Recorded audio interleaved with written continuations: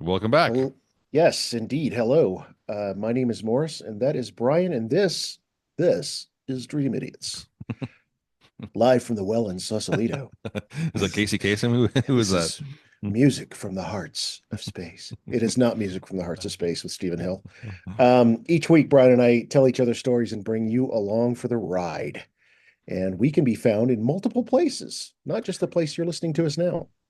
We can indeed. Obviously, you're listening to us now. We're on pretty much every single podcast platform out there. So wherever you're listening to us, if you don't mind giving us 5 stars, shooting us a review, that would be hugely helpful. You can also check us out at dreamidiots.com. We're on Facebook and Instagram at Dream Idiots. And you can drop us a line as well if you'd like. You can email us at dreamidiotspodcast@gmail.com. And thanks for writing in occasionally. I have a couple story ideas that people have offered up that I may be using here soon. Oh, I feel like I should give San Antonio Marvin full credits as a full partner with the number of he's given me at least three good story ideas that I've used on the Oh, show. I think at least three. okay. Yeah, so San Antonio Marvin, if you're listening, we need to we need to discuss some stuff, I think. Anyway, any announcements from you, Brian? I have no announcements. I have one, and we talked about it beforehand, and we talked about it the day it happened. On one of his final acts as president, clemency was granted to Leonard Peltier, and I could not be happier. I know there's lots of people out there who are happy, some who aren't so happy for a variety of reasons. But I think that the weird thing is, I think I told you I got up that morning and I put on my free Peltier T-shirt. That's what I was wearing around the house when I Mhm. heard. Um, so I like to think I caused it, but I don't think I did. Um, but really, it is if you've not heard this Ames three-part Ames story I did a couple Thanksgivings ago, it's about time. It's about time Mr. Peltier got to go home, and he's not even going home until like the middle of February. So I hope Mm. he lives long enough to get out and get home and be with some family for a while. Um, Yeah, absolutely. so thank you, President Biden. We miss you more than we can say. Anyway, Hmm. congratulations to Leonard for finally earning clemency, not a pardon, but a clemency situation. Right. So I mean, hopefully he has another, decade with us to hopefully enjoy life. I mean, apparently his infraction was I fired bullets in the air, and didn't see who actually fired the weapons that actually killed the was it CIA agents no, it that was died, FBI. FBI Yeah. agents who died, and so it's pretty clear that his case was kind of fucked from the get-go, and he was being railroaded. So thank God he gets to go home. But we now live in a world where men like that go to prison for decades, and other men like Pete Hegseth, sex offender, is now our Secretary of Defense. So up is down, down is up. Welcome to 2025. Should we say alleged sex offender? We probably should, just to be safe. Alleged sex offender. Okay, You, you're alleged. you're you're nodding. You're nodding and just not saying anything. It is episode 138, and I get to go first. Okay, Brian, are you ready? I'm ready. Cast cast your mind back because we're going to take a little trip. Here we go. I was hot and sweaty with deodorant hastily scraped under my arms when I heard the news. I heard it from Rudy, infamous for the way he filled in his answers on Scantron tests. He would make pictures out of the bubbled answers. The occasional instances he answered correctly owed to the coincidence that the answers fell within the artistic pattern he was plotting. A lightning bolt, a UFO, or, as in the one he passed to me during class, a skull. It was hard to take Rudy seriously that day when he ran up to me and said, "Did you hear? The shuttle blew up and all the astronauts are dead." There was a shuttle launch that morning. I knew. It was in the days of three commercial broadcast television networks, PBS and the Spanish language station, and maybe CNN if you were lucky enough to have cable, and two papers, The Light and the Express, in my hometown of San Antonio, Texas. The news of the launch was everywhere. Granted, NASA was a couple of 100 miles or so to the east off of Interstates 10 and 45, and another 1,000 miles to the launch point, Cape Canaveral, Florida. but a space shuttle launch was a particularly big deal for the audiences and students at my middle school, named for astronaut Edward H. White. Ed White is remembered for two things in the public mind. He was the first American to walk in space. That was June 3rd, 1965. 19 months later, after he had been named first pilot of the three-man crew of Apollo 1, the second thing happened. During a systems test, a fire broke out in the Apollo 1 capsule, with White, Commander Gus Grissom, and third pilot Roger Chaffee aboard. The fire was the first in a series of falling dominoes that revealed multiple flaws in the Apollo capsule, including, but not limited to, exposed wiring, an internal atmosphere of 100% oxygen, improper venting, and poor hatch door design. All three astronauts died of smoke inhalation, asphyxiation, and burns. The date was January 27th, 1967, which it makes it 19 years plus 1 day before Rudy told me about the Challenger explosion, in which all 7 astronauts aboard the U.S. space shuttle were killed.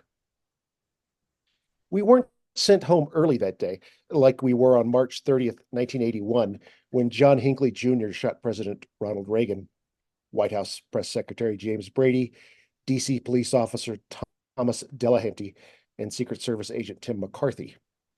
I was in Mrs. Phillips's third grade homeroom class at Windcrest Elementary when Principal Olson made the announcement. More on assassinations in a moment. The thing is, though, some students at Ed White Middle School watched the explosion live, perhaps in science or history class. This was true all across the country, partially because shuttle launches were still relatively important in the ongoing Cold War space race. But the real reason for all the scrutiny was teacher Krista McAuliffe. She was part of the crew. Someone like our teachers, our parents, like us. She was an ordinary person who had earned an extraordinary opportunity to be a part of history. I'm sure I knew someone who had watched the explosion as it happened that day. I just can't recall. The aftermath, though, that I remember. The news stories, the pictures, particularly the photo of the exhaust column, the subsequent fireball and the twin plumes of smoke splitting off, and the streamers of debris. What I remember most, though, was a discussion I had in Mr. Armstrong's 8th grade American history class. Mr. Armstrong made history exciting. He was tough but fair in our assessments. His class had a special desk next to his, christened the Rock Desk. Students who sat there had the dubious distinction of being singled out for making a particularly asinine question, general misbehavior, rudeness, or in the case of my sole occupation of the Rock Desk that year, a bad quiz grade. To be fair, several other students had earned the same low grade I did, but Mr. Armstrong seized what might have been his only opportunity to put me in the classroom equivalent of colonial America's stocks in the public square. One day, I was dumb enough to sit at the Rock Desk. I remember my Spanish teacher passing by, looking in, and performing a perfect double take. "Rock Desk? What did you do?" he mouthed at me from the hallway. I just shook my head. Public humiliation aside, Mr. Armstrong was a good history teacher. A week or so after the explosion, we had a class discussion about it and what it meant for the space program and, for that matter, the country. "Have you heard any jokes about the explosion yet?" he asked. There was nervous laughter. "Seriously, any jokes? This is important." Silence. More nervous laughter. "Here's one." And then he told us a joke, the nature of which I don't recall specifically, except that it was about the explosion. "That's rough, right? But this kind of humor is important." Someone spoke up then, told a joke they had heard. When you start to hear jokes about a tragedy such as this, it means society is trying to come to terms with what happened, that it's trying to heal. Look up Gilbert Gottfried's monologue for the roast of Hugh Hefner some 3 weeks after the 9/11 attacks. It's an egregious example of this theory in action. If witnessing death is the basis for many unifying moments, then assassinations, or perhaps even attempted assassinations, are the most common type. For the generation before mine, it was undoubtedly the JFK, RFK, and MLK assassinations, and for some Americans, Malcolm X, that shaped American collective memory. For me, there was the night of December 8th, 1980. My mother woke me to tell me that John Lennon had been shot and killed. I'm not sure why she felt the need to wake her 9-year-old son, except that she was alone watching TV that night and perhaps needed to tell someone. I was dimly aware of the Beatles at the time. This concept of the unifying moment, that instance was when most folks can remember the specifics of where they were and what they were doing when something big happened, became the nexus for a series of lectures I would give over several classes I taught in media over the years at various universities and colleges. It became a way to approach history, media consumption, and memory all at once. How are our personal histories shaped by the memories we share with other people via the conduit of mass media? It's a question I still wrestle with, and one I see today as people try to collectively rewrite the events of, say, January 6th, 2021. Another example. I'll never forget the moment I learned Israeli Prime Minister Yitzhak Rabin's assassination. Mhm. I'm not sure most Americans would have this one in their memory banks, but most Americans weren't listening to a high school football game in Salt Lake City. It was Saturday, November 4th, 1995, so it might have been a state playoff game. I was driving to the Marriott Library at the University of Utah when the game announcer broke away from the action. The call went something like this: another incomplete pass, bringing up 3rd and 7. And this just came in. Israeli Prime Minister Yitzhak Rabin has been shot. Looks like the defense is rushing everybody. This might be the game right here. I don't recall which schools were involved in the game. There are unifying moments of a happier nature, of course, such as Friday, October 16th, 1987. I clearly remember it was a Friday because I attended a high school football game that evening. I was a sophomore at Theodore Roosevelt High School, and I had turned 16 a few days earlier. At some point in the game, the play was stopped, and the stadium announcer broke in with a news bulletin. Baby Jessica is out of the well. She's alive. The crowd roared at the good news. After 2 days of following the story from Midland, Texas, 18-month-old Jessica McClure had fallen down a well some 22 feet deep. After 56 hours of rescue attempts, she was back above ground. She would eventually recover from her ordeal, although she would lose a toe due to circulation issues. Willie, or Roosevelt Jr., stood, cupped his hands into a megaphone, and shouted, "Throw her back in! She's not done yet!" He was immediately booed and pelted with popcorn, hot dogs, and sodas. But in his defense, he had clearly taken Mr. Armstrong's middle school American history lesson to heart. Humor can be a sign of healing. Willie apparently healed from the trauma of baby Jessica's story very quickly. I have no recollection of whether or not we won the game. I think about unifying moments a lot these days and wonder if we will again reach that point as a society where we can share a clear vision of events. Someday, maybe we can all know what happened, who did it, where and when it occurred, and why. Hell, let's throw in how just to cover all the bases. You know, like some of us were taught in journalism class. And that is my reflection on January 28th, 1986. Wow. Thank you. Yeah. Very, very cool. Very interesting. I you may have noticed I put my mic on mute for a second. I reached over somewhere here in a pile of paperwork. I actually have the Newsweek that came out that week that has Yeah. that on the cover. Oh, the Uh, image of the fireball and the the image of the Challenger, because I can see I have the Newsweek right after the JFK assassination. Like I can see that from here. That's on my desk as well. Yeah, it's interesting. I mean, things like that are peculiar. When Princess Diana died, again, one of those things Mhm. that there's this because she was just universally adored. There is this sort of peculiar bonding that happens. I don't know. I mean, that wouldn't have been something that necessarily that would have provoked jokes, I don't think, but there is, those types of moments do engender that type of response. It's interesting. Yeah, and it's something I just can't shake. And there are some historical events from my lifetime that I cannot remember where I was when Anwar Sadat was assassinated. Because I had no idea probably who he was, and I was a kid. But I remember uh Waco. I was on the But fourth floor at Richardson Communication Center when Waco happened. Right. I was in the same place, I think, when news came through about Jeffrey Dahmer. Hmm. Just these images that are like, oh my God, what are we watching? And um, January 6th, 2021, in our living room, and one of my boys came in and said something trying to be funny, and I said, "Oh, this is not a time for joking. This is Right. serious." All right. Um, but anyway, I think about these moments a lot and hope one day we can actually all agree on things called facts, but we shall Well, see. that seems like that'll never happen ever again. I mean, I do genuinely recall being killed because the guy that shot him, Yigal Amir was his name. I remember him. We're watching video of him after he'd been caught, and he was, he's in a courtroom, but he looks like has, I don't know, brain damage because he is excited and bouncing around and happy, and he's just thrilled with what he's accomplished. I remember just seeing that just seared in my mind of this guy being excited with what had happened, with what he had done, and it's pretty alarming. And I just have memories of a high school football announcer mispronouncing his Just name. So butchering his name, right? it Like, how do you not know that? I'm sorry. uh, I mean, when I was 10 years old, I mean, this is just my house, I guess. But I mean, I remember that.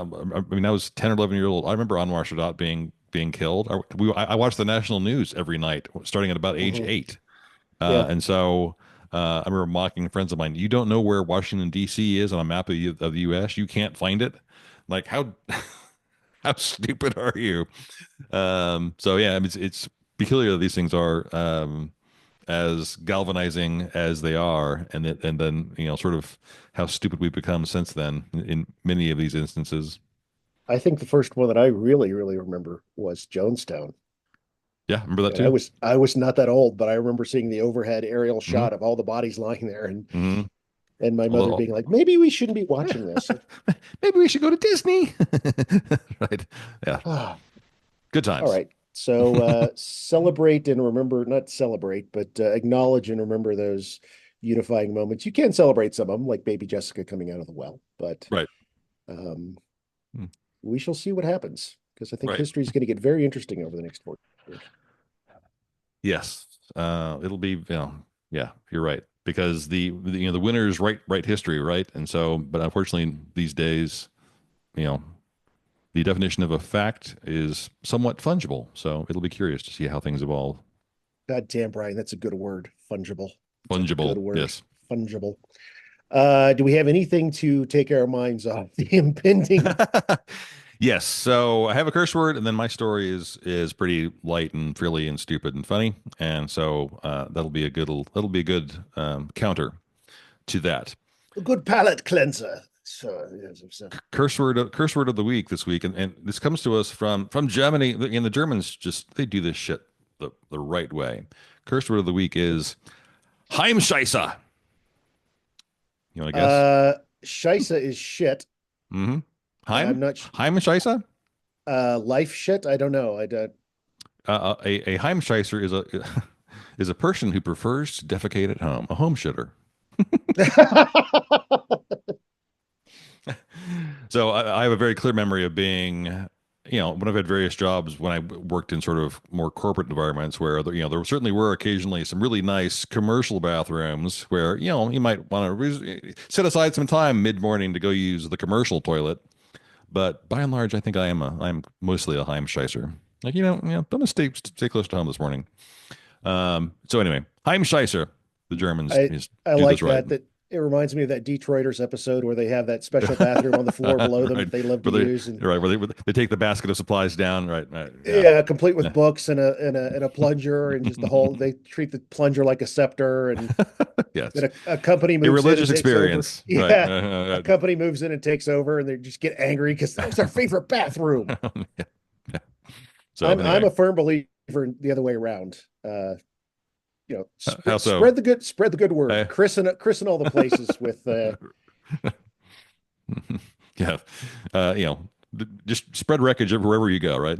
Yeah. yeah. And I had a case where that Marriott library. I can guarantee you that day I was driving over Uh-huh. after Yitzhak Rabin was shot. I can guarantee you that I was in the Marriott library for about 10 minutes before it hit me, and I had to go because that place was the ultimate solution for constipation. You To just the go there and it's like, natural I accident. gotta go. And I thought I was the only one that did it. And a couple other grad students were like, oh, all the time. I think it's something about there's something in the air there that you're there like 10 minutes and it's like, everybody out.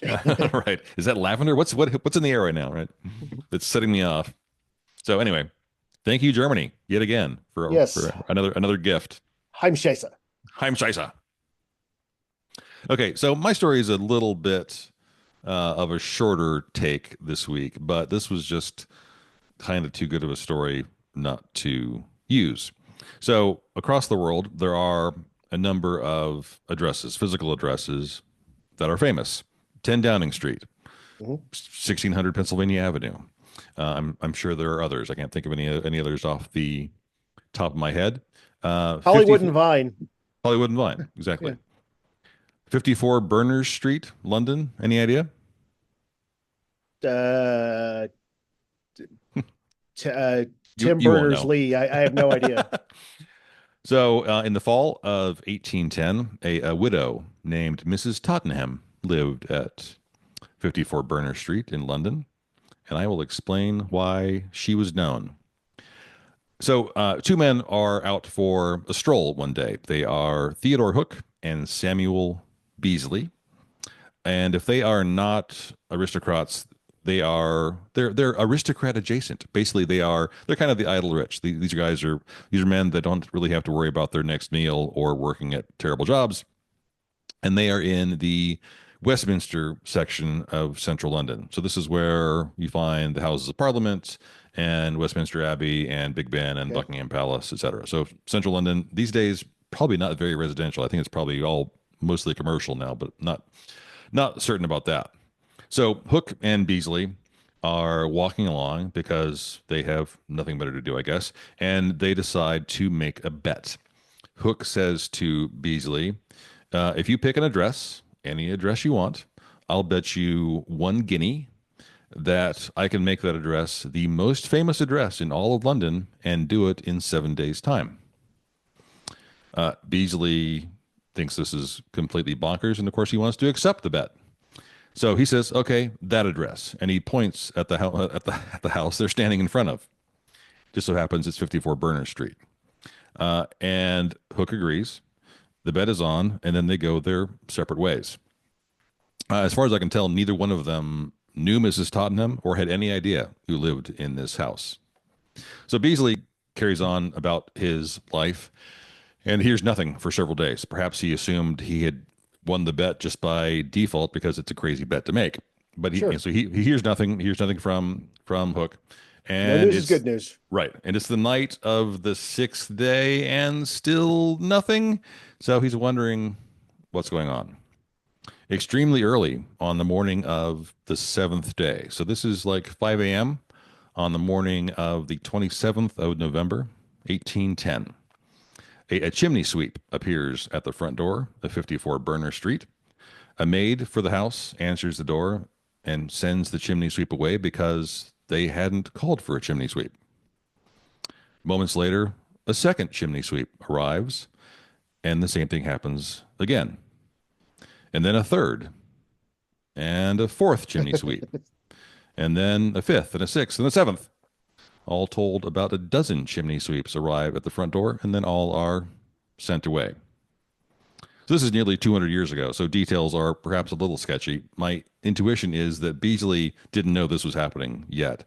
So I'm presuming that at some point, maybe mid-morning, his curiosity finally gets the best of him, and he heads back down to Berners Street. When he arrives, he looks over and sees his friend, Theodore Hook, standing outside 53 Berners Street.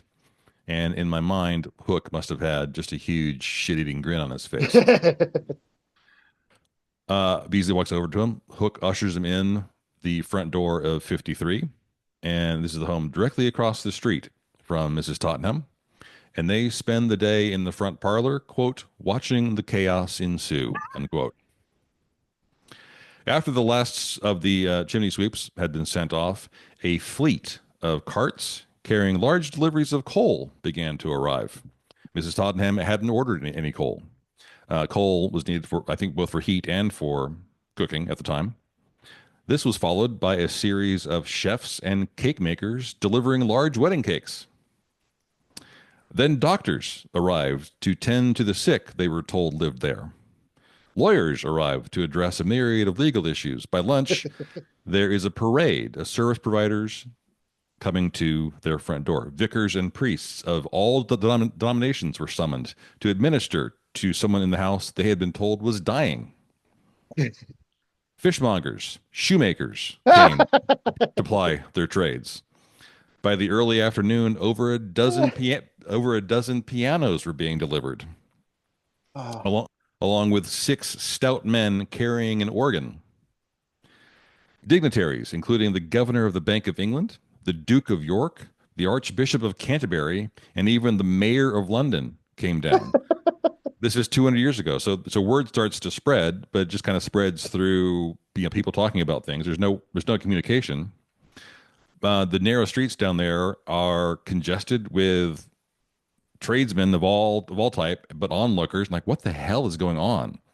Deliveries and visits continued all the way into the early evening, bringing this part of central London to a complete standstill. The morning news the next day reported, quote, every every officer that could be mustered was enlisted to disperse the people, and they were placed at the corners of Berners Street to prevent tradespeople from advancing toward the house with goods. The street was not cleared at a late hour as servants of every denomination wanting places began to assemble at 5 o'clock. It turned out that letters had been written to several of the different tradespeople, which stated recommendations from persons of quality. A reward has been offered for the apprehension of the author of the criminal hoax. So a cry goes up. It's clear this has been a huge joke. And people certainly suspect Hook because he's known to be a little bit mischievous, perhaps in this way. So he's suspected of being responsible. He decides it might be prudent to pretend he's sick, so he goes home and kind of he lays up for a week or two, and then that's not sufficient. Well, you know what? I need some country air, so he wanders off to the English countryside to quote unquote convalesce, but he's just kind of hiding and not taking responsibility for all the chaos that he brought down on Mrs. Tottenham's head that day. After all was said and done, Mr. Hook won his one guinea bet with Mr. Beasley. The site now is occupied by the Sanderson Hotel, and people estimate that Hook must have sent out close to 4,000 letters in order to, in Oh, order oh my God. to create this little joke.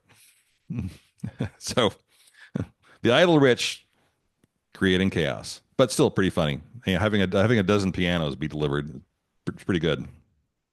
Well, the traffic pattern was fine until the piano tuners showed up, and Right. that was the tipping point. Right. At 4,000 letters, how did he do that in? Well, he's crazy ass rich, so he probably hires writers, stenographers. So he Yes. hires so many people. So copy this letter over and over and so you're doing attorneys and you're doing doctors, and they send them all out. And probably only whatever 5%, 10% of those that received the letter actually bothered to show up. But it was enough to shut down central London. And so I apparently there is a plaque there on what is now the hotel that commemorates this occasion. And then over the following few decades, other folks basically in the UK copied this hoax as well in Scotland, and I think at least in Ireland once as well, but nowhere near as effectively. That's insane. 54 Berners Street or Berners Lane. 54 Berners Street, Berners. Uh, and the fact that, and again, I hate to refer to pop culture, but it's all I really know. It's like trading places with Don Amici and Ralph Bellamy. Here's Yeah, your right. dollar. Just my God. Because a guinea was what? A guinea technically is, I think it's either 1 pound 1 pence or 1 pound 5 pence. I Okay. mean, a guinea stopped being used shortly after this. But guineas, I think, were basically used for pricing for sort of more luxury items because based on their valuation, if you used guineas, it would make the item seem less expensive than it was. Sure, So sure. so Yeah. 30 guineas was actually whatever 32 pounds or whatever.